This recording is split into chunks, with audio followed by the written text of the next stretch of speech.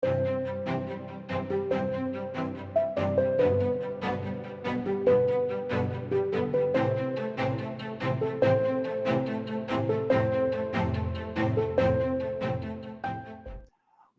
to the first of a series of Fueler interviews, where we take the opportunity of talking with eminent company members. Today, I have great pleasure in talking with past master Edward Wilkinson, CBE, who is father of our company. Morning, Edward. Good morning. A very good result yesterday, if you don't mind me saying. Absolutely, wasn't it? With your long family association in the coal industry, why don't we start there, Edward? Right. Well, I was born into the coal industry in that my maternal grandfather, who was the engine wright, as they called them in those days, they now call him the chief mechanical engineer, I think. But he was at Bolsover Colliery in the 1890s, and did so well in sinking their third shaft that when they wanted to expand to Cresswell, he was appointed as the company's sinking engineer. So he moved over there. They built a whole village as well as sinking the pit. My mother was born there in 1902, and grandfather did such a great job. Just while we were on Cresswell, of course, in 1950, that was the scene of a tragic accident when 80 men were trapped behind the fire, which was caused by a conveyor jamming and overheating an electric motor. My father was then, in fact, the chief engineer of that bit of the coal board, and we didn't see him for 3 days whilst they were trying to sort the tragedy out. It was one of the sad things about Cresswell. Anyway, from Cresswell, grandfather went on to Crown Farm Mansfield and sank that, which incidentally my father reconstructed in the 1950s. I did my underground training there, so I felt very much at home. Grandfather finally, in retirement, was the consultant for Thoresby Colliery, which only closed down comparatively recently, the last of the coal mines. That was sunk in 1929. And the interesting thing about the Bolsover company, they had 5 coal mines on the Portland estate, Duke of Portland's estate, Welbeck estate, and Thoresby, the last one, on Earl Manvers' estate. I had a book which showed the revenue. They were paid, the Dukes and the Earl were paid 6D a ton. And when you think all those pits produced 800,000 tons a year, and Thoresby a million tons a year, you can understand why if you dined at Welbeck Abbey, you'd dine off gold plate. Sadly, Sonny, the last Duke of Portland, only produced 2 daughters. And as things were at the time, of course, the title has now died out. And Earl Manvers only produced 1 daughter, and so that one disappeared. But so the whole of the Bolsover company, which was a highly successful one, it was nationalised in 1947. The coal owners were poorly paid out by the then government. But father lived long enough to see the coal mines privatised again, but was sad when he saw his handiwork being blown up and the headgears coming down. Yes. After the First World War, father was in the Royal Engineers, seconded to the Royal Flying Corps. And 1st of April 1918, when the RAF was formed, they were given the option of going to the RAF or going back to their parent regiment, so he went back to the Royal Engineers. In 1919, after the war, he was an apprenticed electrician at Crown Farm Mansfield Colliery to his uncle, who was the electrical engineer then, which was fairly new in the business. He had the sense to marry the boss's daughter in 1927, and I arrived in 1932, so that's a long time ago. And so I wasn't clever enough to become an engineer, so I had to go into the commercial side of the mining industry. But that was after you had schooled at Repton. Indeed, by sheer chance, sort of incompetence, probably, because I took common entrance in 1946, would you believe, just after the war. And I failed in Latin, and Sedbury refused to take me, I'm glad to say, because they were renowned for cold showers, mountain running, and playing rugby. My father had a colleague who was a Reptonian, so he got in touch with Lynham Thomas, the great headmaster at Repton, and said, well, Edward probably hasn't done much Latin in the war. If he comes in April 1946, we can offer him a place, which they did. Unfortunately, my housemaster was L.B. Blackstone, known as Bill. He had been in the Royal Flying Corps in the First World War, then went to Oxford, came to Repton in 23, and he played for Derbyshire until 1947, which was my first trip to the county ground at Derby. Bill was brought back because Eddie Gothard, the captain, was injured to captain the team against South Africa. And Bill batted at 9, got 15 runs. They got a first innings lead on South Africa. And then the second innings, the South African captain bowled them all out for 80 odd. So they lost, but all our names went into out, wanted to go. The school bus held 20 people.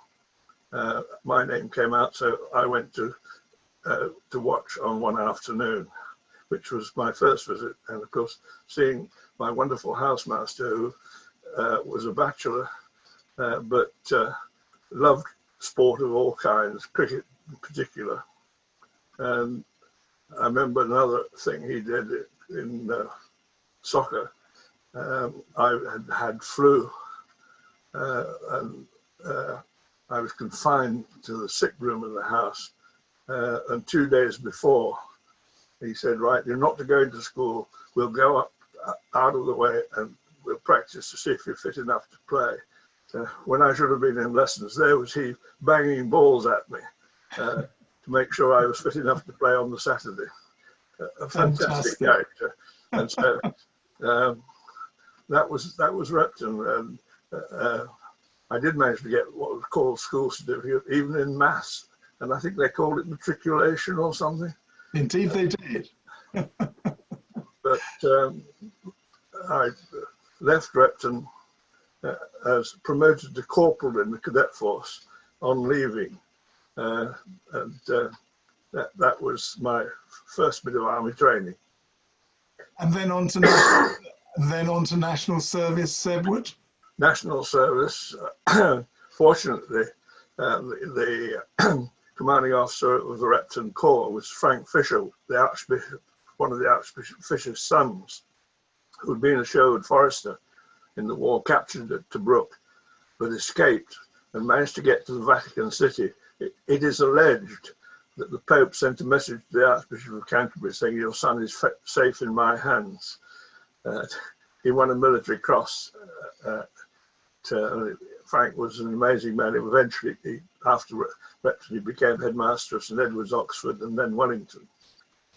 And when we meet beyond the pearly gates, I went to his funeral at Oxford, his memorial service at Wellington and Repton, and I took his medals to the Regimental Museum. So I think he owes me a welcome at the pearly gates. Absolutely, absolutely. National service, best part of my education. Frank Fisher wrote to the colonel of the regiment and said, I've got a cadet who wants to join your regiment. Please ensure that the bureaucracy gets him there, which it did. I was commissioned in April 1951. The Sherwood Foresters went straight to Goslar, Oberharz, Germany, on the inner German border. I stayed there for 18 months. I learned enough German to order a beer, noch ein Bier bitte. That was about it. Anybody spoke English, we were highly welcome there because they know jolly well if we weren't there, the Russians would have been. The inner German border was just 2 kilometers away. We had a great Yes. time in the Harz Mountains in winter, patrolling the border and skiing, of course. So, Yeah, of course. just to complete my military activities, I joined the Territorial Army afterwards at New York, the 8th Battalion, the Sherwood Foresters, who were the first in action in World War II in Norway, ill-fated campaign. They managed to get out eventually. Some of them, about 30 odd, got into Sweden. Two never stayed there for the rest of the war. They said, "We had enough of this bloody war." They enjoyed their time with the young ladies in Sweden, and their families were worried. They were told that it was very difficult to get people back from Sweden, and so that's where they stayed. Indeed. I stayed in the Territorial Army for 35 years, and got the final job was the Commander-in-Chief's advisor. The first Commander-in-Chief was General Sir Frank Kitson, who's still alive, and a brilliant man of few words. They couldn't understand how he and I worked together very closely. There are more stories about Kitson than any other general. My favorite one, I think, is that we were at a dinner party and a Lieutenant Colonel in the Royal Engineers arrived late, and he apologized. "General, I'm terribly sorry. We've been burying my father." "Oh," said the general, "you want to wash your hands, will you?" Frank claim to fame was in the Mau Mau campaign. He dressed himself as a Kikuyu. Anybody less like Kikuyu, even with makeup, he got bright blue eyes and a hooked nose. But he got a military cross for his activities. But a fantastic chap to work for. And then Absolutely. came General Ted Burgess, who eventually became D. Sacure, followed by John Akehurst, who had the same job, and he was a fantastic general. And I thought,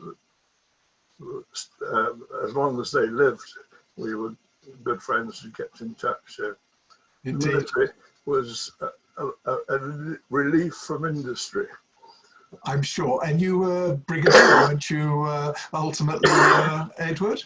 Yeah, the Commander-in-Chief's advisor was the one star, and we had 90,000 territorials. They scrapped the Territorial Army, this stupid government, and they now call them the reserves. And the establishment is 30,000. They've got about 20,000, but there's a major general and 3 brigadiers. That's how things go. And you progressed in the coal industry and worked there in the 60s and 70s before joining the livery company. Indeed, yes. Mainly in what was the most prosperous area in the business, based on Edwinstowe, Nottinghamshire, famous for Robin Hood and Major Oak. And there were 12 collieries in that area, all producing between 800,000 and 1 million tons a year. I was the deputy marketing manager and had a couple of good bosses who let me have a fairly free rein. I ended up in the reorganisation 67 going to South Midlands based on Coal Orton near Ashby de la Zouch. Stayed there for a while, and then I was fished out to become general manager of Associated Heat Services, of which Derek Ezra was the chairman, Anglo-French. He conducted board meetings in French, and the interpreter was for we English, who didn't understand the odd word beyond chauffe being heat. Associated Heat Services eventually became a public company, and I think is still operating. They sell heat rather than fuel. Yes. Working with Derek was tremendous. He was very cross when I decided that the mining industry wasn't going to last me out, and joined a company called Lee Interests PLC in West Midlands, who started life carrying coal on the canals, but ended up expanding into what is now known as environmental services, waste disposal, in other words. Yes. We fought for chemical treatment of difficult waste. Getting planning permission was horrific. I spent 10 years traveling the world trying to persuade the British government that using energy from waste was the best way to deal with the waste problem. Landfill was getting short. And yes. Now, of course, every other day, some planning application goes in for an incinerator. The objections were always that we're going to poison all the locals by burning waste. The Grandin company in William Corey took 15 years to get planning permission. The Grandin incinerator, particularly near Heathrow Airport, yes, highly successful, and not one soul has suffered as a result of that. They've dealt with a lot of London's waste and a lot of medical waste in particular. So the environmental services industry has changed a lot. I was chairman of their association, which was called NORDAC, National Association of Waste Disposal Contractors, now has a new name called Environmental Services Association, and it's very upmarket. Amazingly, when they have their annual general meeting and actually get something like 400 people attending. So, and tell me, Edward, how did you join the Fuellers Company? Was Derek Ezra involved in that move? Yes, but I was then with the interests, and they were very keen to support it. Malcolm Wood, the managing director, and I were in at the beginning, and it was really just a club at the start of things, really. The members of the waste disposal industry getting together. Eventually we had a very good director called Bill Stapleton, and Bill was a retired RAF officer whose Spitfire had been shot down off the coast of France around Dunkirk, and spent the rest of the war as a prisoner of war, but did fruitful things like learning the language, and he spoke fluent German, which was quite useful. We had an organization called FEAD, Federation of European whatever waste is in French, Dache. We used to have meetings in Brussels, and 2 days every quarter. The best thing about the meetings was the lunch, and that was the most important thing. Particularly in Brussels. In Brussels. And I think I had very good reason to vote out, seeing the bureaucracy of Brussels working that way. Indeed, indeed. So you joined the company in 82, becoming, I think, a liveryman in 84, and clearly did lots of excellent work, which is why you were master in 1996. It's a long time ago. Yes. Again, it was a club, and we had How many members, Edward, approximately? I would have said about 50 or 60 members. Really? Practically all involved in coal, either mining or distribution mainly. But it gradually improved. We had some very good masters, of course. Just one other thing, going back to the coal industry, as a member of the Coal Industry Society, and I'm like Fuellers, the oldest member. Derek Ezra was chairman in 62. I was chairman in 69.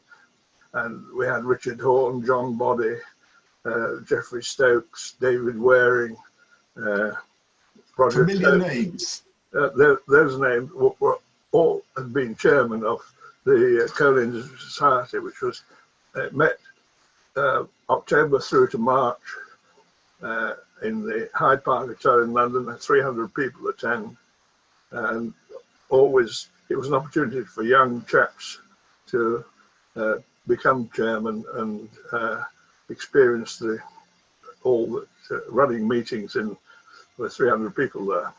Derek Ezra, on one occasion, one speaker, was sitting on the past chairman's table.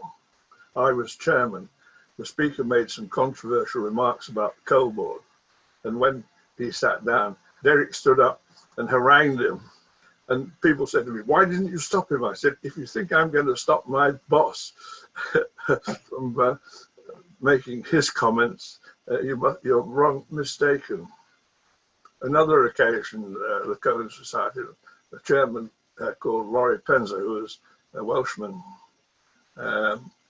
said, "Delighted to see Lord Robins here today." "Oh, Sir Humphrey Brown as well, Deputy Chairman. I wonder who was at Hobart House answering the phone." When he got back to Hobart House, he was sent for by Robins, said, "Look here, Penzer, I'm the one that makes the jokes. Just remember that in future." Robins was a great character. And he entertained the committee of the Coal Society every March to dinner in Ireland.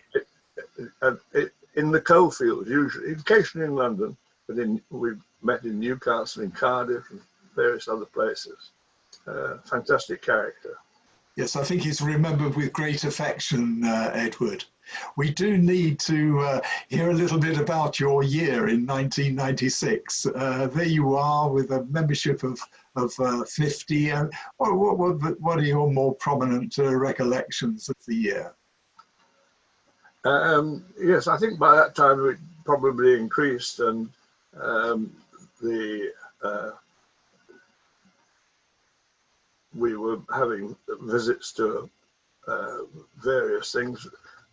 We included in my year a visit to France. We had dinner with Georges V in Paris. Went to Gravelin Power Station, a nuclear power station. I remember saying to the station manager, "Okay, you've got a license for 25 years, you might get a 5-year extension. What happens to the nuclear cut at the end of this time?"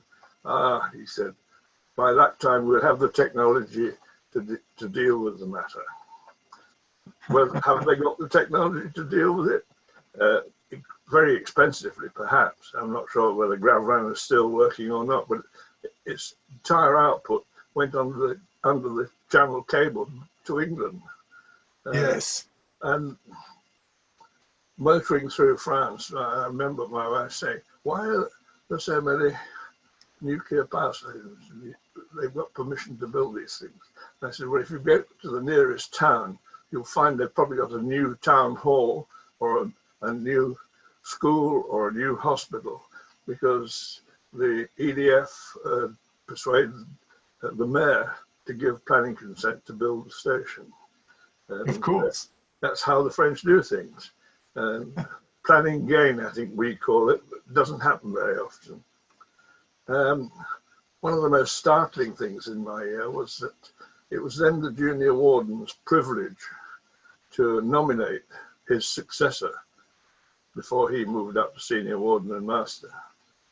And Colin McLeod, who was a great chap, very good engineer, worked all over the world, but he nominated the clerk,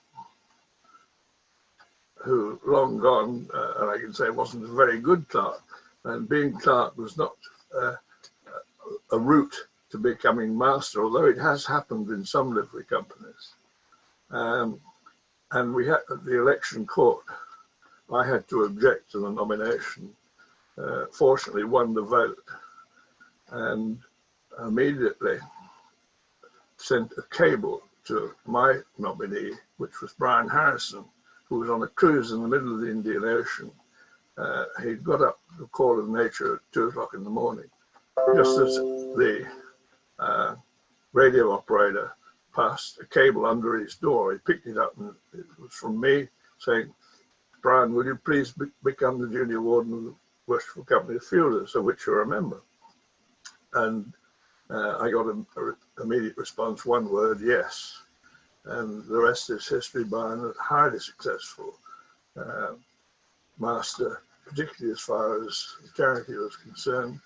And of course, his daughter-in-law, Janet, and now son is junior warden elect when we get through the plan. So getting Brian Harrison in, he and I had worked together in Edmonton in the National Cobalt, so I knew him well. And that was a difficult situation to handle, but I reckon the outcome was the best for the company.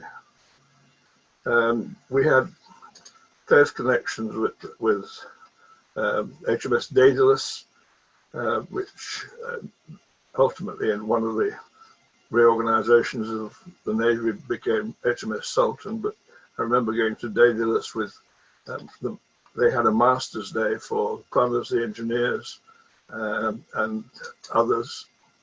We had a great day there with a dinner.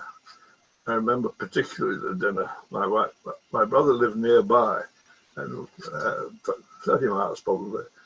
Joy dropped me there and said I could come back at 1 o'clock a.m.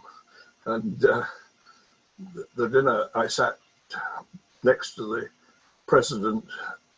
When he pulled his chair back, they connected all his cutlery with invisible cotton. And as he pulled his chair back, all the cutlery went all over the floor. The dinner went on somewhat. When the Admiral got up to speak, everybody shouted, "Stand up, stand up." And he said, "I am stood up." And he was only about 5'6" or something. And an angry wife was outside at 1 o'clock. I think I eventually arrived at 2, just as she was about to come in and remonstrate. So that was an incredible evening, which I can never forget. I'm sure. That sounds terrific.